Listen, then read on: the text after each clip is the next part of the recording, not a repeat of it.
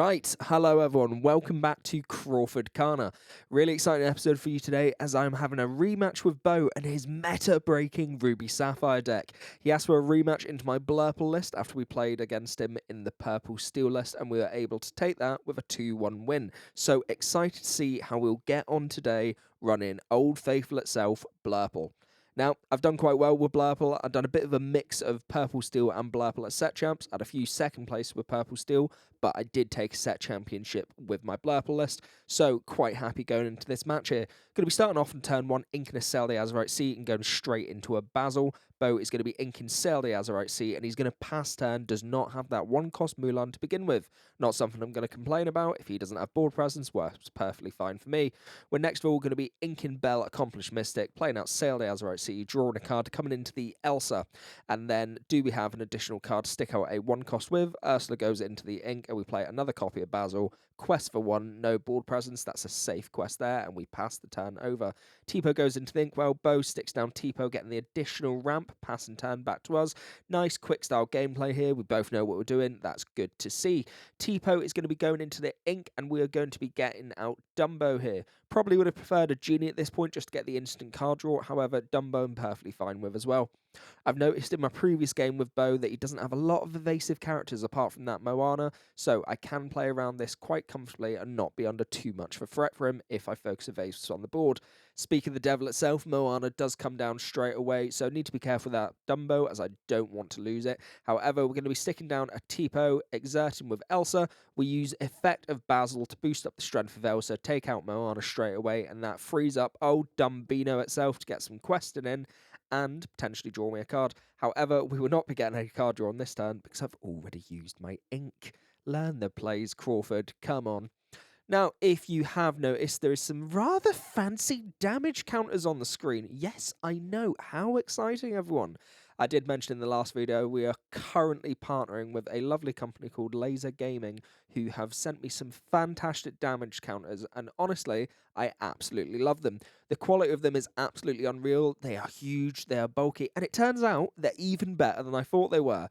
I didn't realise, but it turns out they're double-sided, so it's got the other numbers on the other side. What a basic mistake from me, eh? But if you've been on this channel for a while, you know that I'm prone to a good few blunders. But what I'm also good at doing is getting some card draw in, as I stick down Finders Keepers, drawing 3 cards. Now, the reason I've done this is Beau only has a Scrooge McDuck on the board. There is not much of a threat for me, so I'm happy to replenish my hand and just look at a little bit later game concept here. We're then going to be exerting the Elsa with Dumbo's effect, gaining a card from that, then quest with Dumbino up to 6. Not going to quest with the Basil there, as I don't want that to be taken out. That's really useful if I can get another Elsa down on the board. And he gets old Shark out. Now, hopefully at this point in my hand, I should have a Hades at the ready. Predominantly in this matchup, we are always going to be saving Hades to be able to pop that Shark straight away. We don't want to let them stick on the ball. We don't want to let him get actions back. However, Elsa is going to be coming down and then singing into the unknown with the other Elsa, getting rid of that straight away. Dumbino is going to exert, gain a law, draw a card, putting us on 7 total with a nice full hand here. Can still ink for turn as well. Beau's obviously only got the Scrooge McDuck on board, so he's not looking too threatened at the minute. We're looking quite comfortable in this game. Mim Elephant goes down to the inkwell. Probably not the most useful in this matchup. Might be nice to pick up an Elsa or maybe a Hades. However, more than happy for that to go into the ink. With this current build, I've got quite a few copies of Mim Elephant, so we could see into it later game if we do need to draw into it. Going to ready up all my ink there, and then we are going to be resetting our characters. Now, I did try this weekend, try to stick my ink down at the bottom. A couple of people have commented on my videos saying, ink at the bottom, Zach, it looks a lot better, but I can't get used to it. I've always done it up at the top, and I just prefer it, to be honest. Now, nice bit of a play here. Bell Accomplished Mystic comes down, moving the damage across, putting it onto Scrooge, and then I will take it out with the Basil. Happy with that trade there. Keep my evasive characters on board. Gonna exert Elsa using Dumbo's effect. Gain a law, draw a card. Inking Rafiki, do the exact same with Dumbo. Gain a law, draw a card. We're going to pass turn. 10-2 with an empty board state for Beau. At this point, this looks very comfortable for us. I don't think we're under any threat here. Without anything like B-Prep in the deck, I don't need to worry about him coming back into the game. Goes to the double Scrooge McDuck. Yeah, absolutely fine. Not too worried about it. Can just focus on questing with my evasives. Unless he's able to find a Moana out of somewhere or a Maui Shark, then he can't really do anything to pop it, I don't think. Even so, we'd need to find some rush, wouldn't we? So I think realistically, we just focus on building the board state out, putting him under as much pressure as possible, and try to encourage him to find a way to get back into this, which I'll be honest, I don't think he's going to be able to do. However, he is up to 8 ink, so with another ink, he could pop down a Mali Dragon, get rid of my Dumbo draw engine, but I've got plenty cards in hand now, so nothing we really need to worry about there. Going playing out Genie, taking another card draw, once again focusing on getting all these evasives down on board. Rafiki goes down into the Inkwell, and we're going to play another Finders Keepers, just replenish that hand, keep our hand filled up as much as possible. Now, I think this is quite contentious with Blurple. For me, I think we need as much card draw as possible in this deck. I don't like the idea of sitting with an empty hand, and some players are getting quite used to that with Blurple. I think you need to be preparing a few turns ahead and making sure you constantly have resources, because even if you're at the front, if you run out of resources, it can be turned around very quickly. So if your opponent isn't doing too much to threaten you, you're not desperate to get rid of their characters, always just take that turn off and then do some draw. Beau is going to be questing out with a Scrooge McDuck, plays down the... Oh, no, he's just conceding Mali Dragon in hand, as well as Mufasa as well. So first game's going to be going to us. We went through that really quickly. Beau will be going on the plate in the next one, but I think we're feeling quite comfortable, guys. Okay, everyone, straight back in for game number 2. Once again, Beau with his Blurple list. Now, we don't have a lot left of set 9. We are very quickly coming into set 10. A lot of the content creators have already got out their early bits of product from Ravensburger, so we're starting to see a lot of product coming up. What deck do you think is going to be the best deck of set 10? I think there's going to be quite a large variety. It looks like Frank Carson is starting to favour Purple Steel. There's also quite a few people who are favouring the yellow-blue decks now, potentially going for a bit of a detective line, which is quite interesting.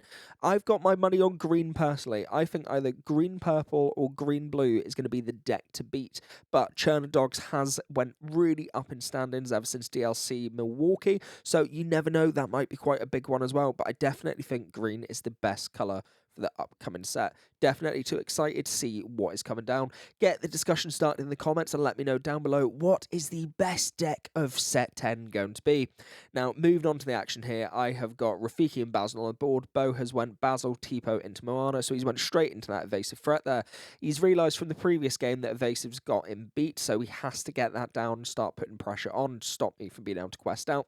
I'm going to stick a Genie out on the board, get the additional draw. I can see I've got a couple of Elsas in the hand, which I'm probably going to be keeping here to exert the Moana, maybe the Maui Shark later on. Beau is going to be sticking down the Scrooge, is that? Or is that a Donald? I think that's a Donald. Which allows you to put an additional card into your Inkwell. Obviously trying to ramp up, get to his Maleficent Dragon a little bit quicker here. Going to stick down the Elsa, exert the Moana, use Basil's effect, give support, boost up Elsa's strength, take out that straight away. Gets rid of the evasive threat on the board, and now I don't really need to worry about anything. Going to quest for 2 with the Genie, going up to 3 total, and pass turn there. Beau's going to draw turn. He is up at quite a lot of ink now, so we could get quite threatening. Ooh, goes in with evasive Goofy. Damn, didn't want to see that. Basil's going to be taken out straight away, and then Goofy's going to come down, take out my Elsa. I think this is the right play here. It stops me from getting the shift line up. Additionally, Elsa has a little bit of a bigger stat line, so I can play around more with Beau Accomplished Mystic. I always think a lot of weaker Blurple players tend to go for the Genie because they see it as a threat with a 2 lore, but you do not need to. Genie is not a threat, whereas Elsa can be more of a pain in the butt for you to deal with, especially later in the game. Going to be inking an Elsa here, which I normally wouldn't want to do, but you got to do what you got to do sometimes. Going to be sticking down TikTok and then singing Into the Unknown with Genie to take out Goofy. Bit of a threat on my board state there, don't want that sticking around for too long, and then going to be passing turn. No point questioning now with the Rafiki, letting him take it out with an easy trade. He's going to be playing down the Mulan. That's not what Beau wants to be able to see, not being able to do anything with it. Mulan obviously has the ability that when you shift her, she gets additional strength, and when she challenges a character, she can deal that amount of damage to 2 other characters. Something you have to be very careful of playing around, because she can wipe out your boards by pinging it onto the evasives. But oh my word, we get second star to the right out.